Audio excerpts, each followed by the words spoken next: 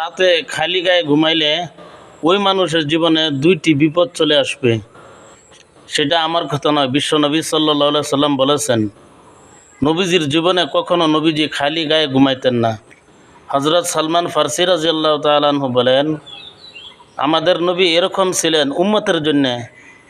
একজন পিতা তার সন্তানকে যেরকম বোঝায়, ঠিক তদ্রূপ আমাদের নবী আমাদেরকে উম্মতদেরকে এরকম হিসাবে বুঝাইতেন যে উম্মত কেমন করে জাহান্নাম থেকে বেঁচে যায়, জাহান্নামের আগুন থেকে বাঁচতে পারে।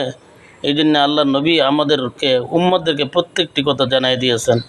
রাত্রে যদি কোনো মানুষে খালি গায়ে ঘুমায় তার জীবনে দুইটি বিপদ চলে আসে। এক নম্বর, তার কাছে কখনো রহমতের ফেরেশতা আসে না। যখন ওই মানুষের কাছে রহমতের ফেরেশতা আসে না, রহমতের ফেরেশতা যখন চলে যায় ওই মানুষের জন্য বদ্ধ জাত হয়ে চলে যায়। দ্বিতীয় নম্বর, তার শরীরে বিভিন্ন ধরনের